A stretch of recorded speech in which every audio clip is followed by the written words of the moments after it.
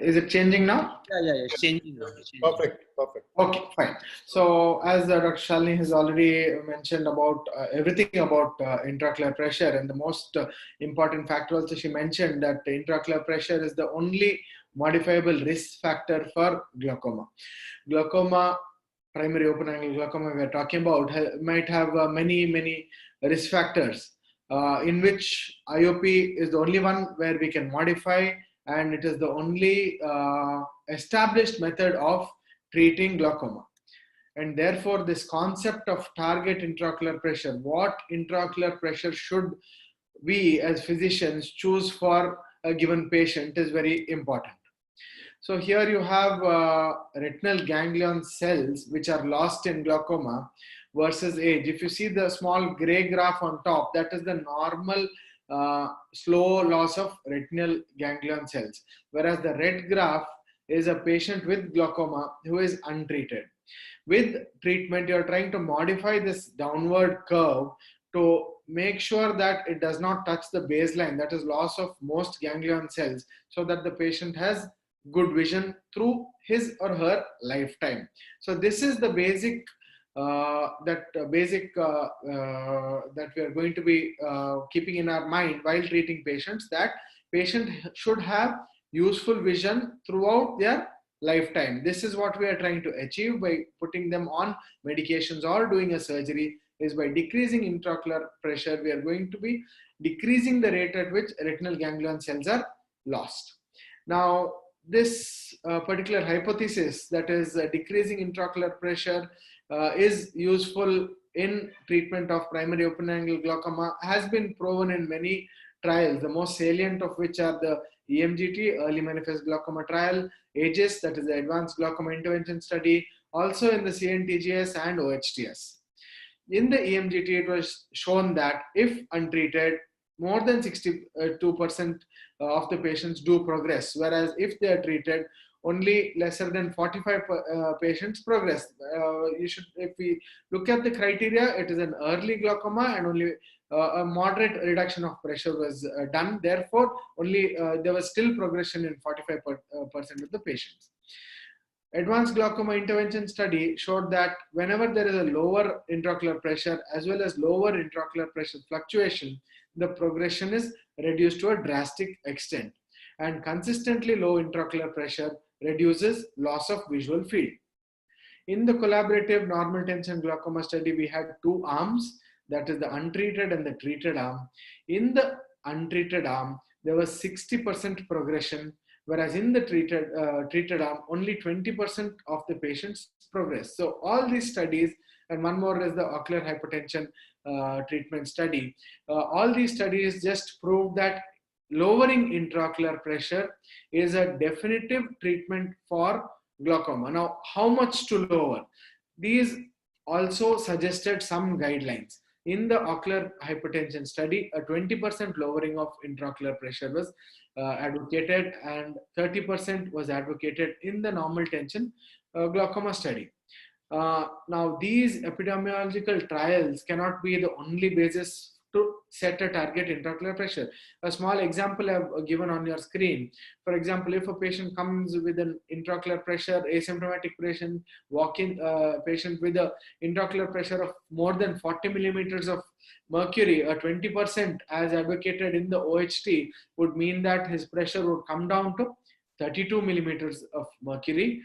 Whereas in a NTG guideline, that is 30% reduction, it would be 28 millimeters of mercury. We all know that our epidemiologic data has suggested that the normal range of glaucoma in a normal population would be between 10 to 21.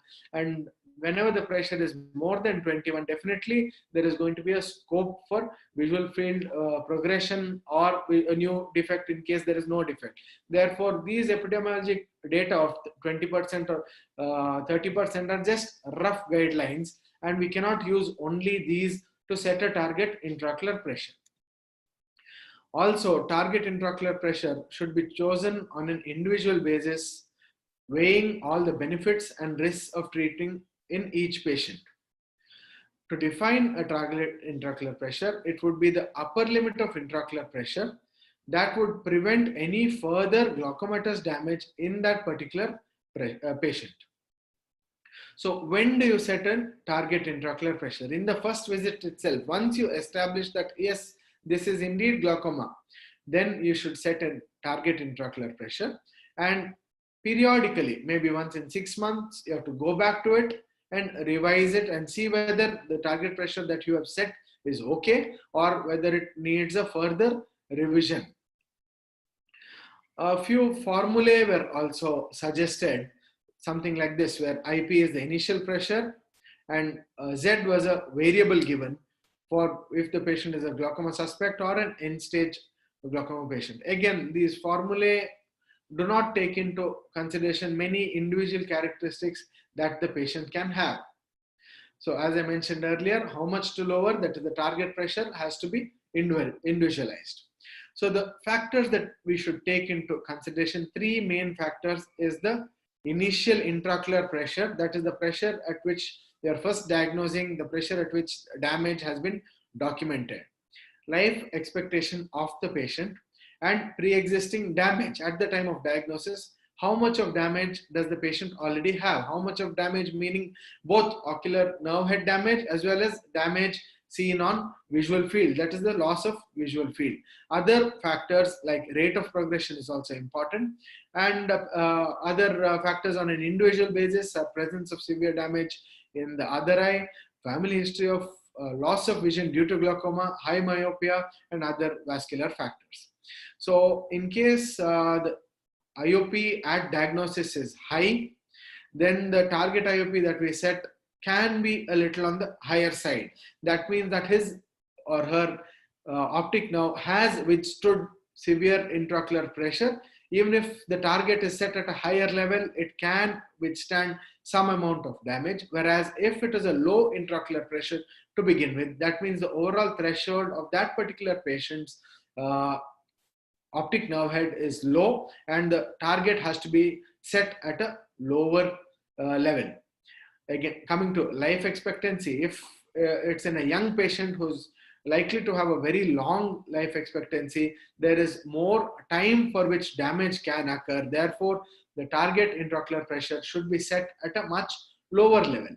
Whereas if it is a fairly elderly patient, let's say 75 at diagnosis, and life expectancy may be 10 years more, then you can set a moderately higher target intraocular pressure, because the time for damage remaining may not be much long, as in when compared to a patient who's 40 years and who has a horizon of another 40 years in his lifespan.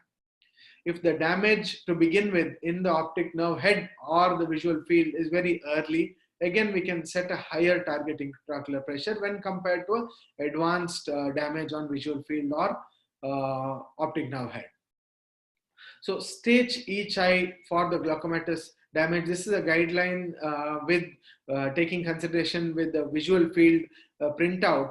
Early glaucomatous damage would mean that the mean deviation is lesser than 6 decibels on a rough this one. Moderate would be between 6 to 12. And an advanced would be more than 12 decibels on mean deviation. You should also look at the central points and see whether in the central 10 degrees, if there is something very close to fixation, then you would revise it upwards as given in these guidelines. The European Glaucoma Society had proposed overall guidelines for mild glaucoma, the target intraocular pressure to be set below 18, whereas for a severe glaucoma to be set below 12. One nice thing about this intraocular pressure below 12 is that once the pressures reach this particular point, that is 12, 11 or 10, there is very little progression seen from that point onwards. That is intraocular pressure dependent progression. Similarly, American Academy AAO has given guidelines. Again, if you see the bottom two, advanced glaucoma, the target intraocular pressure always has to be below 15. I would further revise it for advanced glaucoma and say keep it below 13. And if you see the OHC guidelines, wherein the intraocular pressure, the bottom most of more than 30 millimeters of mercury with no signs of optic nerve damage, our target of the intraocular pressure should be around 20 when the fields are normal. again, to repeat it, individual target pressures for individual eyes. Now, if these are two eyes of the same individual, each eye has got a different level of damage, and therefore each eye would have a different target intraocular pressure. Now, this is something you should remember very well. Do not give a blanket target intraocular pressure for a particular patient. Each eye would have a different target intraocular pressure. Look at other factors like presence of severe damage in one eye or vision loss in a family member due to glaucoma. Now, these would mean that this patient would have, you can expect a more aggressive course and therefore revise it further lower. High myopia is a separate risk factor. Again, you would revise it lower. If the patient has got a RVO in the other eye, again, that would mean that this particular level of control of intraocular pressure is not enough. It can lead to an RVO in this eye also. Therefore, you would revise it further lower. So treat each eye differently, each patient differently. Look into the other systemic factors also. Initial slide, I mentioned two other factors. One was rate of progression and existing damage. In the existing damage, already while showing you that particular classification, I told you that look at the central 10 degrees. Now, this slide would show you this particular patient. If you look at the foveal point, one of the points is 0. That means that his fixation is threatened. Such patients, again, you would like to keep them at bare minimum of pressure of below 13. Again, to zoom into this field, if you see on one particular side at the fovea, the absolute value is lesser than 0. That means that the fovea has been threatened. The damage is quite severe right at the center. This patient can have a sudden loss of vision if the remaining foveal points are also involved. So in this particular case, you would further revise it lower. You would also look at the rate of progression, which would be different in each patient. Everybody would progress. Whether the patient is on treatment or not, they would progress. In example E, if you see here, it's a very rapid progression. Example C also is a fairly rapid progression, which can lead to either blindness or decrease in quality of life. Now, I'll come to this in a further example. This particular graph can also be got from our perimeter. This is known as guided progression analysis. The perimeter can give this GPA printout wherein visual field index is plotted against the patient's age and extrapolation is done for the next few years. To simplify it further, this is known as the VFI regression plot, which would then give a projected future loss also. If you see on our left side, the VFI is graded between 0 to 100 degrees and lesser than 30% would mean that severe quality of life is affected. When it falls below 30 degrees, you should try not to let your patient progress beyond that. Therefore, always try to get this printout in your visual field so that you know where you stand, how fast the patient is progressing. If it is a rapidly progressing patient, further revise the target intraocular pressure to a much lower level.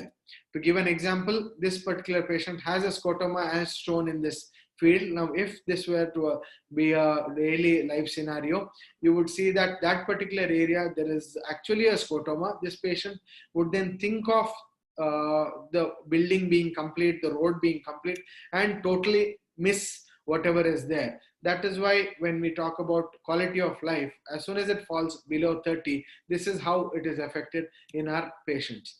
So make sure that the rate of progression is slow. In this particular example, if you see over the next 3 years, the VFI would touch 0% if the target intraocular pressure is not changed. If you continue the pressure on the same patient on the same medications at the same level, you would have a false notion that the target intraocular pressure is okay for this patient.